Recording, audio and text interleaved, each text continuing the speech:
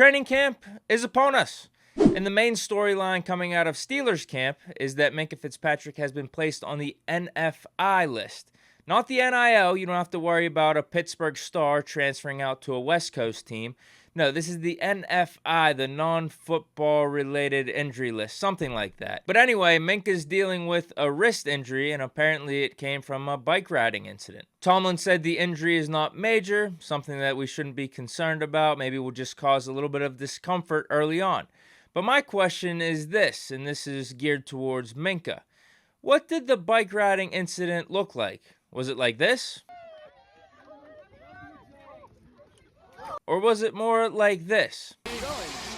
Going back for more. Not sure of which style of incident I would be more concerned about. In other injury news, I know, training camp starts, like what the fuck, all of a sudden we have injuries everywhere. Steelers defensive tackle Tyson Alualu has been placed on the PUP list, and Tomlin shares a similar sentiment with this one as he did with Minkah, saying it's not that serious. Apparently it's a knee swell and actually came from Tyson overtraining. This one feels a little bit more concerning than Minkah's. One, Tyson being a big guy. Two, his age. And also him coming off an ankle injury that pretty much sidelined him for the whole 2021 season.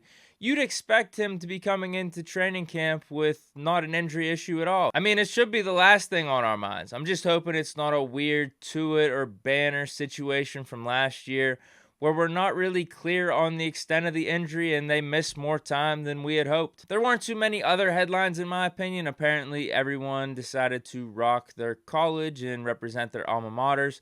Some people didn't get the memo. I didn't see Najee wearing any Alabama, but he did have these dope Steelers shorts, which I was like, damn, I gotta cop these. But then shortly after that, I realized they're $400 and thought there was wiser investments to make. Ogunjobi said he was open and upfront with Mason and that everything's cool. Of course it is, because it's never really been that big of a deal. I don't know why people have been pushing it to be this big storyline. Ogunjobi, in the heat of a moment, in the heat of a scuffle, pushed Mason to the ground, trying to back up his teammates.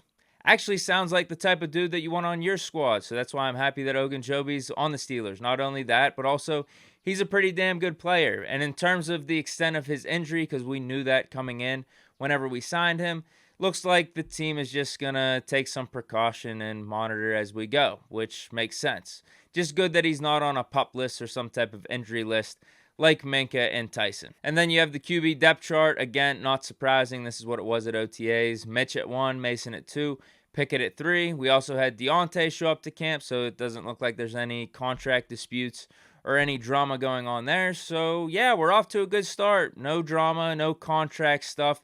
Injuries seem to be pretty mild, and it's not like that's something that all the other 32 teams are dealing with when heading into camp. I'm sure you got one or two guys you're placing on the PUP list or have an injury that you're going to monitor. So right now, Steelers off to a good start. And of course, in some around the league news, you have Julio Jones signing with the Tampa Bay Buccaneers. Alex, give me things that I'm not surprised by for 500. But that's it for Big Deke News. Hope you guys enjoyed. Let me know what you guys think of some of the training camp storylines that have happened from day one. Stay chillin'.